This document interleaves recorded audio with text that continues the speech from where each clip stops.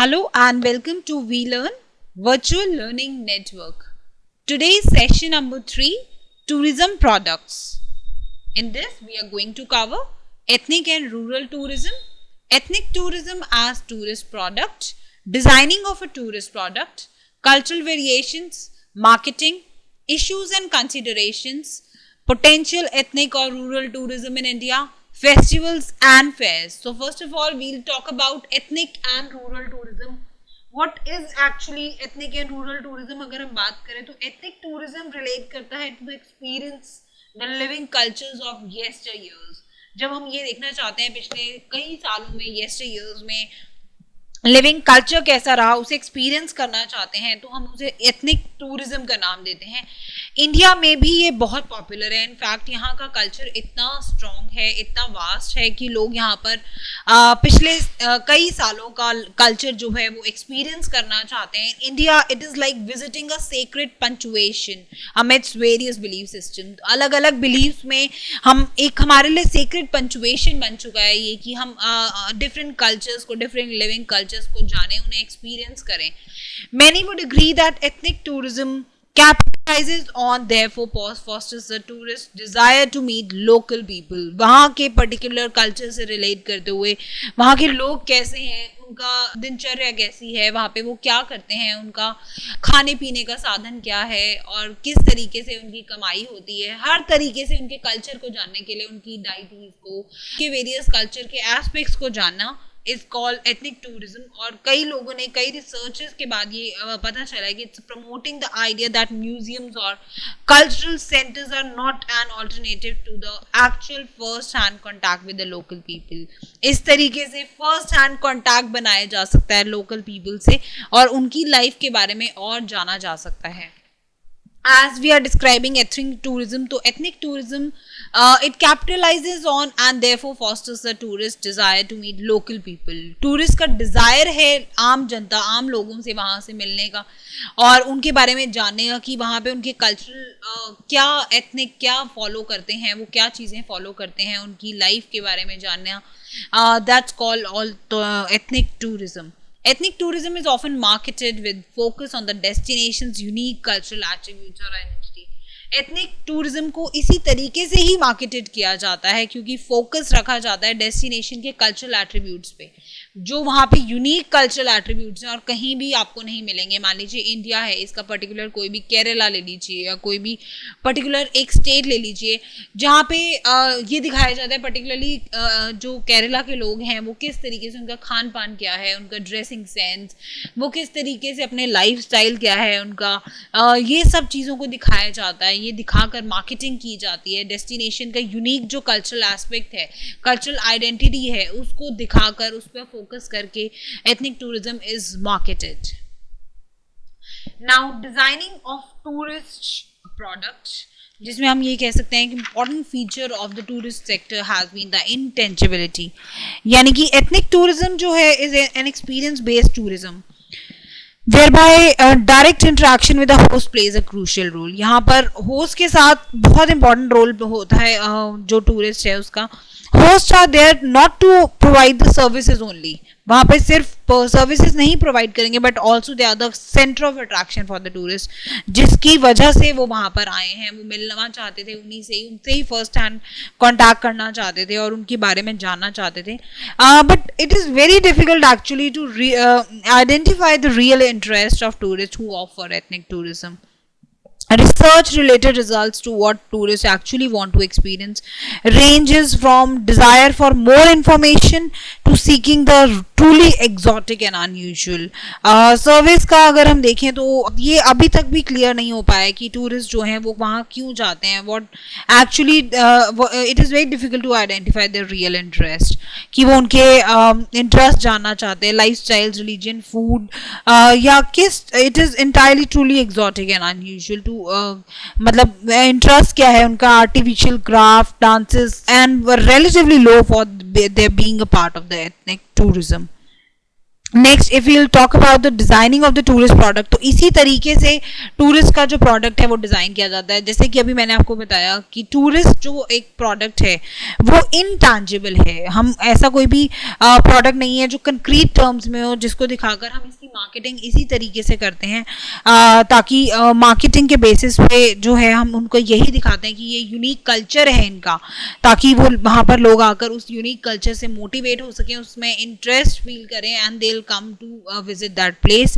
यहाँ पर इसकी यही एक डिजाइनिंग में प्रॉब्लम आ जाती है। एक इंपॉर्टेंट फीचर यही है टूरिज्म सेक्टर का, that has been the intangibility of the product. The primary attribute of service sector, that is intangibility and inseparability and lack of ownership, should be once more reminded to you so as to help you situate them better in developing ethnic tourism as tourist product.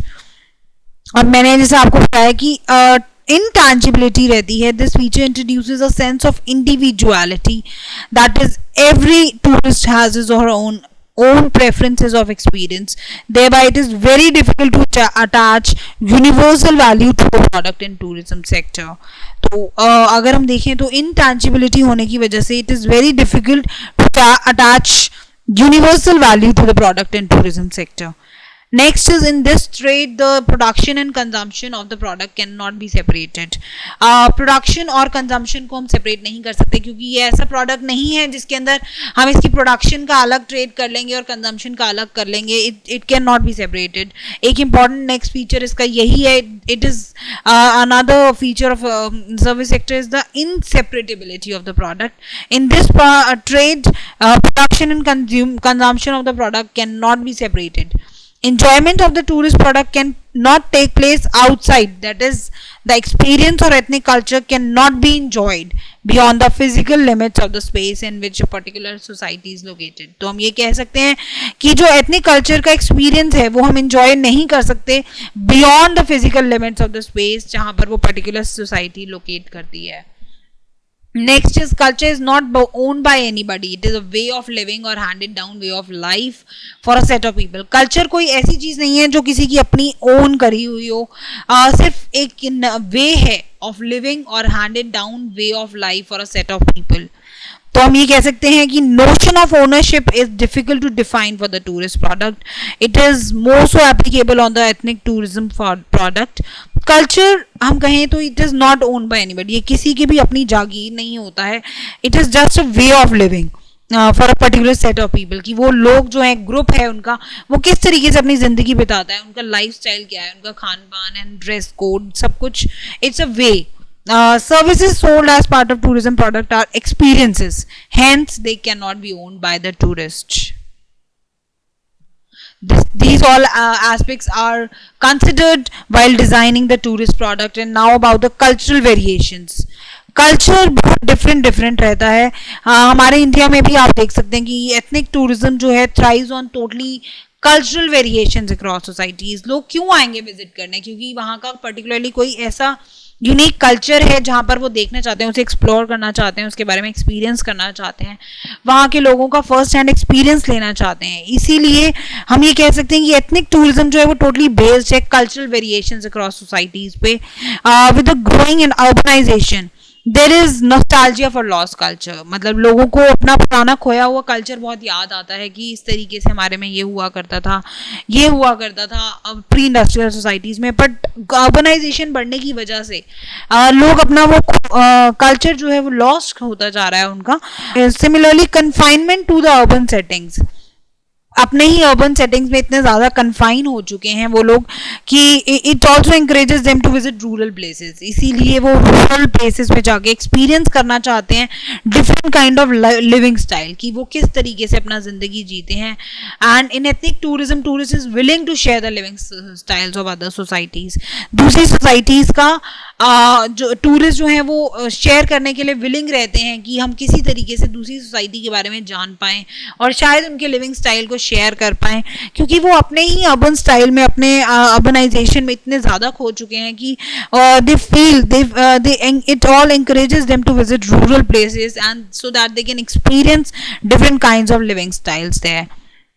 She is not satisfied just by visual experience, सिर्फ देख कर ही नहीं, जैसे कि हम सोचते हैं, हम कोई भी एड्स वगैरह देखते हैं, इनक्रेडिबल इंडिया या मलेशिया सिंगापुर किसी की भी एड देखते हैं, तो हम सिर्फ विजुअल एक्सपीरियंस से ही सेटिस्फाई फील नहीं करते, but in fact we are interested in the direct contact and personal experience of different cultural practices to the extend that tourist want to be the part of the society for the period they are here there. तो वो तब तक ही वहां पर enjoy करना चाहते हैं जब तक वो खुद हैं, वो उन सब चीज़ों को खुद एंजॉय करना चाहते हैं कि इनका ड्रेस कोड कैसा है, हम भी वो पहन कर देखें, या उनका खाने का क्या फूड बेवरेजेस वो क्या लेते हैं, वो सब चीज़ें उनको भी वो देखना चाहते हैं और वो सब अडॉप्ट करना चाहते हैं, ताकि इस तरीके से वो जान सकें कि कहाँ पे हमें क्या चीज़ सूटेबल है। तो उस तरीके से वो उनको even to extend that tourist want to be the part of the society, same society का वो पार्ट बनना चाहते हैं for the period they are there. And another factor is that the escape from monotonous life. Urban centers में वही रोज की daily routine, वही monotonous boring life, centers में वही जाना आना, तो इसलिए भी टूरिस्ट जो है अट्रैक्ट होते हैं रूरल लाइफ की तरफ, क्योंकि यहाँ पर उन्हें लगता है कि शायद खुली हवा खुला वातावरण है, तो इसलिए वो वहाँ पर जाकर वो एक्सप्लोर करना चाहते हैं, they want to witness the rural life where modern day amenities are still not available and one feels closer to the nature. वहाँ जाकर वो नेचर के और क्लोज होना चाहते हैं और मॉडर्न डे एमिनिटीज जो भी टेक्नोलॉजी अवेलेबल है उनसे दूर जाकर, आर्टिफिशियल चीज़ों से दूर जाकर वो नेचर के क्लोज आना चाहते हैं। इसलिए भी एक इम्पॉर्टेंट फैक्टर रहता है रूरल टूरिज्म का। Tourist want to witness those natural life and rural life जहाँ पर ये मॉडर्न डे एमिनिटीज अवेलेबल ना हो, and it is seeking the experience to live like a natural being without artificial amenities developed by the modern technology. तो वहाँ पर वो जो artificial amenities हैं modern technology के, उनसे दूर जाकर एक natural being, natural इंसान की तरह अपनी life जीना चाहते हैं. At such phase, as a product designer or developer must realize that surroundings should always remain natural only for the tourist to enjoy your product. तो इसीलिए याद रखना चाहिए कि हमारे यहाँ पे हमने कुछ दिखावा नहीं करना है, रूरल में वो आ ही इसलिए रहे हैं लोग कि वो उस प्रोडक्ट को एंजॉय कर सकें। तो इसीलिए ये हमेशा ध्यान रखना चाहिए कि that surrounding should always remain natural, ताकि टूरिस्ट वहाँ आकर एंजॉय कर सकें उस प्रोडक्ट को। This kind of tourism is developing perhaps also due to the fact that a movement towards nature is emerging in the highly industrial information technology societies. Now if we talk about marketing का ध्यान रखना पड़ता है कि किस तरीके से हम मार्केटिंग करें, पर्टिकुलरली कैसे एथनिक टूरिज्म को और ज़्यादा बढ़ावा दें। Ethnic tourism is actually very specific kind of tourism whereby its demand is also very limited and it needs special promotion. इसको एक special promotion की ज़रूरत है ताकि लोगों को ये बताया जा सके कि यहाँ का कल्चर एक यूनिक कल्चर है और वो आकर इसको एक्सप्लोर करें। उनको बहुत ही अट्रैक्टिव वे में पोर्ट्रे किया जाता है मार्केटिंग में, क्योंकि इसकी डिमांड बहुत लिमिटेड रहती है और इसको एक स्पेशल प्रमोशन की ज़रूरत पड़ती है। ये भी ध्यान रखना चाहिए कि एथनिक और रूरल टूरिज्म जो है वो एक्सपीरियंस टूरिज्म है एक्चुअली, तो इसीलिए it can put immense pressure on the host also, क्योंकि एक्सपीरियंस करने के लिए वहाँ लोग जा रहे हैं तो होस्ट पे सबसे ज़्यादा प्रेशर रहेगा। वो उनसे बात करने की कोशिश करेंगे, उनको उनकी लाइफ स्टाइल जानने की कोशिश करेंगे। It can be taken as की इमेंस प्रेशर रहता है होस्ट पर। तो in order to offer a satisfying experience to the tourist it is important to realise कि कितना हमने नंबर वहाँ पे प्रोवाइड करना है। Number of visitors should must have a limit, क्योंकि तभी वहाँ पर जो लोग गए हैं वो सही तरीके से इंजॉय कर पाएंगे, एक्सपीरियंस कर पाएंगे, एक सेटिस्फाइंग एक्सपीरियंस ले पाएंगे, क्योंकि तभी वो फर्स्ट हैंड एक्सपीरियंस कर पाएंगे जो भी वहाँ के कल्चर है, वहाँ के लोगों के साथ। तो marketing of ethnic and rural tourism has its own specification. अब ये देखा गया है कि यहाँ पर इनकी थोड़ी सी अपनी स्पेसिफिकेशंस रहती हैं, क्योंकि हम ज़्यादा लोगों को नहीं ले सकते, we can not accommodate larger number of tourist, because तब उस चीज़ का वो सक्सेसफुल नहीं हो पाएगी, क्योंकि जो लोग हैं टूरिस्ट हैं वो स्पेशली कल्चर जानने आए हैं और जब उनको पूरा होस्ट की तरफ से पूरा नहीं मिल पाएगा पूरा हेल्प या सपोर्ट, तो फिर उनका जाना इट्स नॉट गुड, मतलब उनके लिए अच्छा नहीं रहेगा, वो जाना सक्सेसफुल नहीं रहेगा उनका ट्रिप, तो they will not feel happy satisfied in that case. It must establish that the product and offering is an authentic one it is also important to highlight the main that to maintain the authenticity of the product. इसलिए बहुत ज़रूरी है कि हम authenticity maintain करके रखें product की. Modern day amenities cannot be offered. इन सब चीज़ों का हमें ध्यान रखना चाहिए. Marketing of this product shall need stressing the fact that one can experience not only a different location but also different lifestyle. तो marketing में हमें ये ध्यान रखना चाहिए कि लोग सिर्फ उस particular location को experience नहीं करना चाहते, बल्कि वहाँ के लोगों का culture और lifestyle भी जानना चाहते हैं, उसे खुद महसूस करना चाहते हैं, वहाँ कुछ खुद दिन बिताकर उस चीज़ों को अडॉप्ट करना चाहते हैं. इन सब चीज़ों का हमें ध्यान रखते हुए ही मार्केटिंग का प्रोडक्ट लॉन्च करना चाहिए. Now there are some issues and considerations regarding this. कुछ several issues हैं on the various sides. The importance of ethnic tourism for anthropological analysis is twofold actually. जिसमें एक तरफ देखा जाए तो on one side are myths and rites of different culture. कि जो भी वहाँ पे पुरानी गाथाएं हैं, मिथ्स हैं, राइट्स हैं, कल्चरल वैल्यूज हैं. ऑन द अदर साइड हम देखें तो effects of tourism on host communities, lifestyle and value system. तो दो इसके हम देख सकते हैं, टू फोल्ड इनके एनालिसिस आ सकते हैं, जहाँ पर हम ये देखें कि इको टूरिज्म जो है वो काफ़ी मुश्किल होता जा रहा है, क्योंकि इस तरीके के नेचुरल पार्क्स या पूरे वर्ल्ड में जाना काफ़ी प्रॉब्लम क्रिएट कर रहा है. Similarly growing ethnic tourism also endangers the culture of indigenous people. तो इस तरीके से हम देख सकते हैं कि एक तरफ तो उनके कल्चर को प्रमोट करने के लिए हम पूरी कोशिश कर रहे हैं, पर दूसरी तरफ इस टाइप की चीज़ें प्रॉब्लम भी क्रिएट कर रही हैं, क्योंकि एथनिक टूरिज्म बढ़ने से वहाँ के कल्चर ऑफ इंडिजिनस पीपल भी प्रॉब्लम में आ सकता है, डेंजर में आ सकता है. तो we can say ethnic tourism is an increasing hybrid genre sharing characteristics of ecological and cultural tourism. But ये एक तरीके से कुछ प्रॉब्लम्स भी क्रिएट कर रहा है, जिसमें हम देखें तो as far as development is concern, it depends on the pattern of development.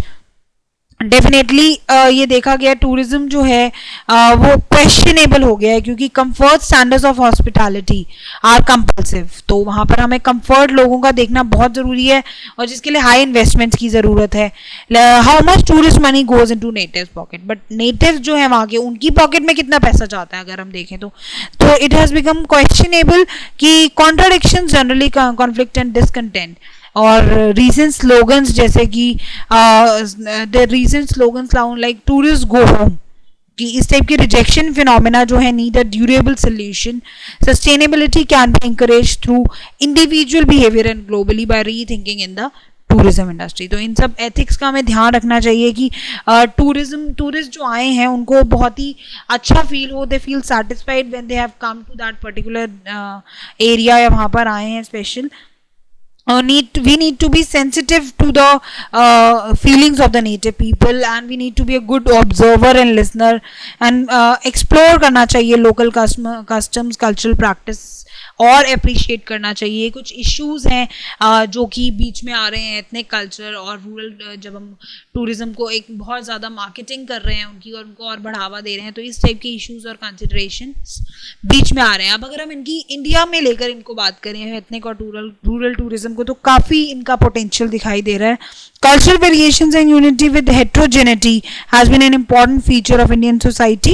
Survival of traditional society and culture, even in the era of rapid industrialization, has been a unique feature of India. तो एक ये बहुत ही unique feature India का दिखाई दे रहा है कि rapid industrialisation के होने के बावजूद भी आज की इस एरा में जहाँ पर बहुत ज़बरदस्त इंडस्ट्रियलाइजेशन हो रही है, फिर भी यहाँ पर ट्रेडिशनल सोसाइटी और कल्चर अभी भी सर्वाइव कर रहा है, जिसकी वजह से लोग यहाँ पर आते हैं, ट्रैवल करते हैं यहाँ पर, ताकि वो इस यूनिक फीचर को देख सके, एक्सप्लोर कर सके कि आज के टाइम पे जहाँ पर इतना इंडस्ट्रियलाइजेशन बढ़ चुका है, एक यूनिक फीचर इसमें ऐड होता है हमारे इंडिया में, जिसकी वजह से लोग अट्रैक्ट होते हैं, मोटिवेट होते हैं यहाँ पर आकर, वो ये सब चीज़ें देखना चाहते हैं. Second most important thing is हमारे यहाँ के फेयर्स एंड फेस्टिवल्स, जो बार बार हमारे यहाँ पे डिफरेंट नेचर के अकॉर्डिंगली, डिफरेंट मंथ्स के अकॉर्डिंगली मनाए जाते हैं, वो भी बहुत लोगों को अट्रैक्ट करते हैं हमारे यहाँ पर आने के लिए.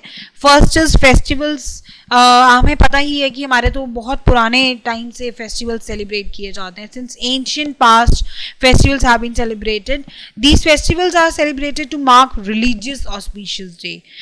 तो रिलीजियस, जैसे मान लीजिए दिवाली हो गया, तो वो भगवान राम के वापस आने पर अयोध्या में मनाया जाता था. तो रिलीजियस ऑस्पिशियस डेज जो थे उनके to mark those religious auspicious days, festivals are celebrated. These are spread over different months of the year and are celebrated in different parts of the country by various societies.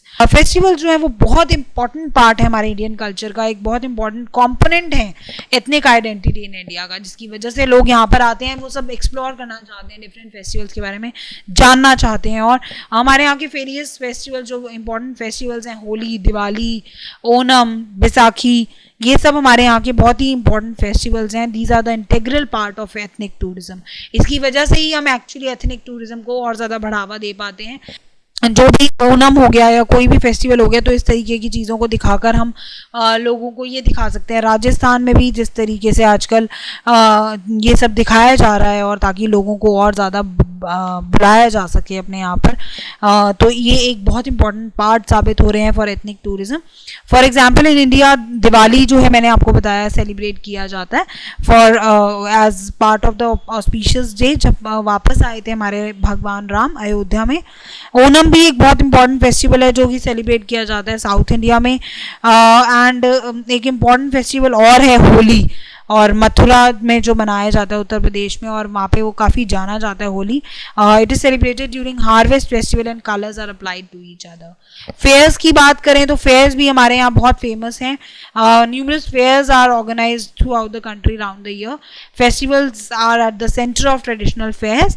And Kumbh Mela most important cultural fair है India का, जिसे आप, और ये once in every 12 years Prayag में मनाया जाता है, उज्जैन, नासिक, हरिद्वार में, और मिलियंस की तादाद में लोग यहाँ पर आते हैं. Largest gathering of people at one place. And Pushkar festival ये नियर अजमेर राजस्थान में होता है, फेमस फॉर कैटल फेयर. और राजस्थान टूरिज्म डेवलपमेंट जो है इसको एक प्रमोट कर रही हैं आजकल, ताकि एथनिक और रूरल एम्बियंस वहाँ पे बना देते हैं वो लोग. They create ethnic and rural ambience and temporary tourist villages establish during the festival, ताकि ज़्यादा से ज़्यादा लोगों को वहाँ पर बुलाया जा सके. Handicraft, decorative items, cloth, leather items, ये सब वहाँ के डोमिनेटिंग लिस्ट में रहते हैं. And it is planned in such a manner that during daytime tourists travel throughout the scenic and rural beauty of interior India, appreciating the ethnic richness. Sonpur का मेला भी एक और है. कुछ ट्राइबल हमारे यहाँ पे फेयर्स भी मनाए जाते हैं. ट्राइब्स ऑफ कोकू, गोंड्स, मडियाज, ये भी रीजन में हमारे महाराष्ट्र टूरिज्म डेवलपमेंट में काफ़ी प्रमोट करते हैं इस टाइप के टूरिज्म कल्चर्स. तो fair also organises exhibition and sale of tribal handicraft products. एक आदिवासी फेस्टिवल के नाम से भी जाना जाता है, जहाँ पे एग्जीबिशन और सेल की जाती है हैंडीक्राफ्ट प्रोडक्ट की, for particularly for tribal handicraft products की. इसे हम आदिवासी फेस्टिवल भी बोलते हैं. तो इस टाइप के बहुत सारे फेयर्स, फेस्टिवल्स जो हैं वो पर्टिकुलरली हमारे यहाँ पे एथनिक टूरिज्म को बहुत बढ़ावा दे रहे हैं. इस वजह से हमारा एथनिक टूरिज्म कल्चर से रिलेट जो कर रहा है, वेरिएशंस जो हैं यहाँ पर, वो हम लोगों को पोर्ट्रे कर रहे हैं, एक्सप्लोर करने के लिए उनको और ज़्यादा. इस तरीके से हम इस प्रोडक्ट को मार्केटिंग की में ला सकते हैं और लोगों को और ज़्यादा क्रिएट कर सकते हैं, ताकि वो हमारे यहाँ पर आकर इन सब चीज़ों को देख सकें, एक्सप्लोर कर सकें. तो now do it yourself for you. Define ethnic tourism, explain the designing of a tourism product, and how can we promote our ethnic tourism. Thank you.